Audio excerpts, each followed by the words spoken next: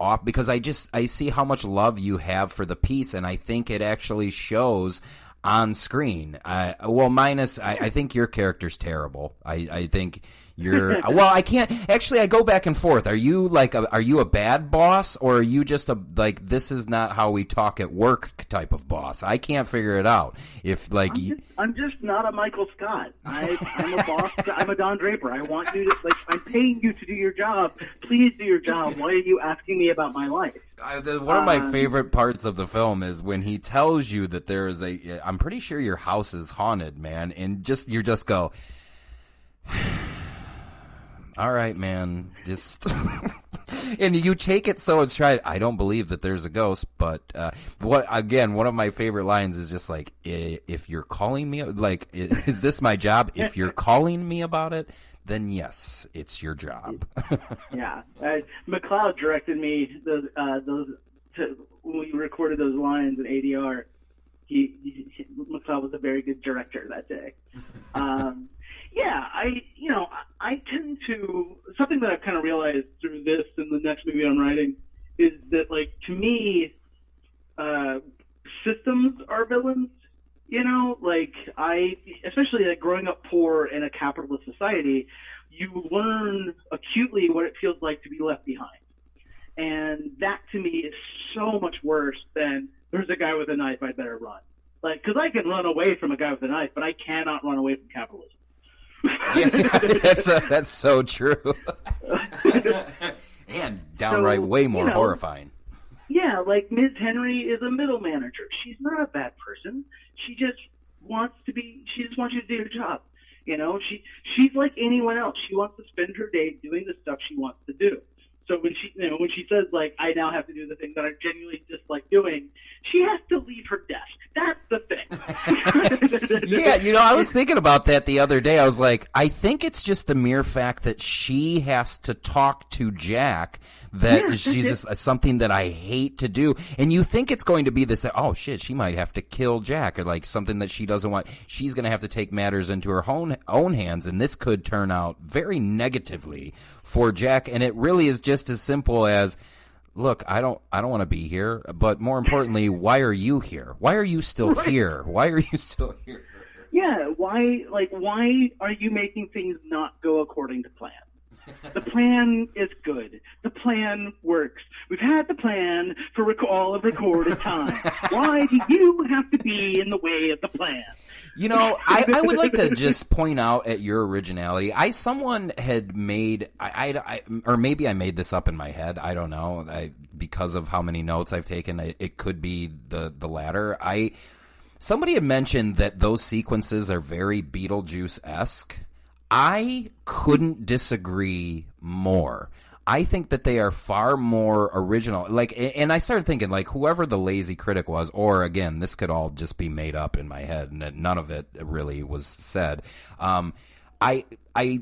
Is it because we visited the afterlife and there was a corporate quality to it? Is that why? I think so. Yeah. But I don't buy that. I get what, I guess on some level, that they were trying to say, but I think yours is far more effective because we don't hinge on that. So I guess I just thought it was, I don't know, I don't want to say disrespectful to the piece, because, I'm sure for me and you, if your movie is being mentioned even in the same breath as Beetlejuice, you're on some level you're like, that's cool, But I do feel like it was just, or maybe I'm just shitting on the critic. Maybe it's just I think it's kind of, I think it gets at one of the limitations of language, that you have to establish a familiar context in order to move beyond a point. So, we do this to every movie. Every movie is, movie A meets movie B. It's just kind of the language of how things go. When this started up, when I started getting asked about it, everybody's like, what movies were you thinking about? And I was like, I wasn't thinking about any. If I'm thinking about another movie, it's way too easy for me to just slide into doing that. And then what's the point of getting up at 6 a.m. to make this? We can just watch the other movie. Right.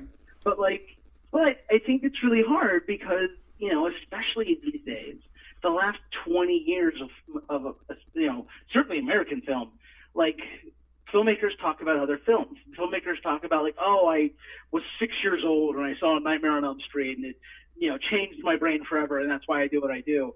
Like, I take a lot more inspiration from music. And, like I said, in the case of Ghost Waits, it was a video game called PT and a webcomic called Saturday Morning Breakfast Cereal. Well, on this next thing, another video game, and I'm not a gamer, but like I have friends who are, and I end up like, I'm just curious about everything.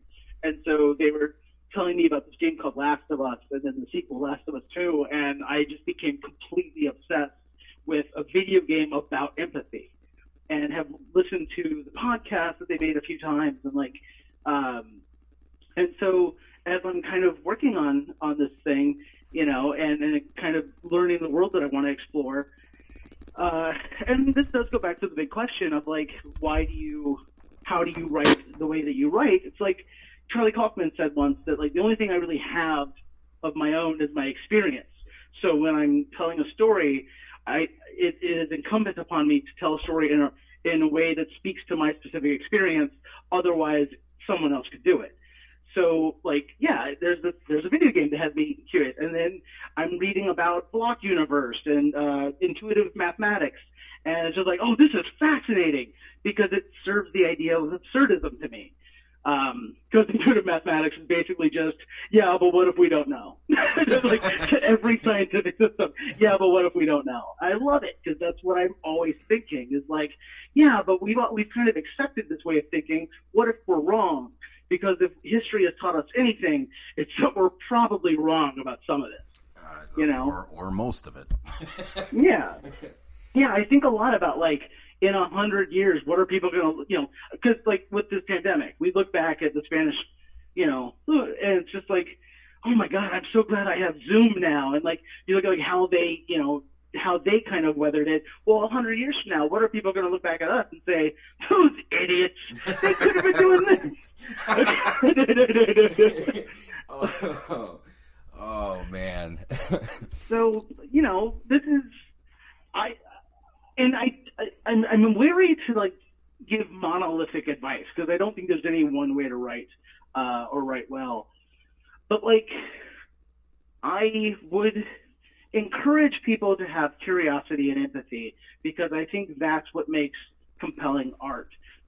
I just know too many people who want to make a movie because they like movies and they don't want to interrogate the human condition, which is, granted, a pretentious thing to say, but it's still true. Like Jaws is about the human condition. It really is. It really is too. Yeah. So it's 90 hours of The Walking Dead. You got to kind of find your North Stars. You got to find your North Stars that are always there, and that's what you work towards. Wow. I think we're gonna have to do a part 2. I have so many more questions. But I did want to tell you on film because I think that, or on tape, that, well, not tape. Geez, between cats and between cats and I don't know if I could reveal my boomerness any more than I have on these past 4 shows. But I think that I have done nothing but compliment. So now that I'm always about telling people to their face. If I had to nitpick one thing, yes, please. You're not going to like where this goes. I only have one bad thing to say about it, Adam. I only have one bad thing to say, and it was that it was a Rebecca Films project. That is the only bad thing I have to say. Why? What are you talking about? So I guess before I launch into it, is that somebody else's production company? Is that you? That is my production company. Oh, this makes... And there's a reason it's called that, so you better step carefully, sir. Well, actually, I'm thinking we may... Well, let's see how this goes, and if there is no voice on the other end of the phone, then I will understand where we went. So, okay. Look, there's a little bit of fun here, but at the same time, it did hit me. Like I recall thinking this right out of the jump. So, the day before I watched A Ghost Waits for the first time, I watched Nobody. with Bob Odenkirk. His wife in the piece was named Rebecca, and he calls her Becca. And at the time, I was just like, all right, this name isn't getting any easier for me to hear right now. Reason being is, and we're about to get super serious for at least the people that know me. So up until about 2 years ago, I had planned to marry a lady by the name of Rebecca, called her Becca, right? And long story short, not the case anymore. Yeah. So right. I finish, well, if we're being honest, it's me. I'm to blame for that. Oh, I assumed. Yep. So hey, Becca. See, he knows. But so the next day, I knew nothing about your film. It was passed across to me. Oh, and man, it hit you right then, dude. That's hard. I'm telling you, I watched them back to back. I put this on and I see Rebecca Films, and I'm just like, motherfucker, I cannot and for whatever reason, it's only a day. I'm still here. I'm living. It didn't take. But that's the only because of my thing, my own insecurities. That's the only thing that really rubbed me the wrong way about your piece, and I'd say we teeter on and I know, of course, you'll think it's bullshit, but I think we teeter on a flawless picture if the only thing that I can pick out that I don't like is a black screen with white text with a name that could be anyone's name. The only difference is she spelled it with 2 Ks instead of 2 Cs. But either way, I'd say you'd made a pretty phenomenal piece if that is the only thing that I was just like, oh man, could have done without that. And then it has absolutely no bearing. So, did you know, because I think I said it elsewhere, but did you know, I actually got dumped 2 weeks after we wrapped this movie? Was it by a Rebecca? No. Oh, thank God. No, but yeah, 2 weeks, we hadn't had a date night, so our first date night after the movie, she broke up with me. Dude. Yeah, timing is tough. Yeah, but a little bit. No, Rebecca Films is called that because these things are very hard to do, and it takes a lot of determination, and it's very easy to start half-assing and phoning stuff in because it's just like, oh my God, my Lord, take this cup from my hand. So my very first real memory is the day my sister Rebecca died of SIDS. I remember my Return of the Jedi comforter. I remember seeing my mom, I remember hearing her and then seeing her run across my doorway and running out. And I remember the ambulance and the hospital. And I think a person's first memory is a very foundational part of who they are. So when it came time to name a company, I wanted to name it something that would not ever let me phone it in, that would remind me that this shit matters and get over yourself. So by putting her name on it, it kind of keeps me honest and keeps me going forward to make it the best it can be. That is awesome, man, and it actually also makes me feel a wee bit childish for sharing my story. Don't you feel bad?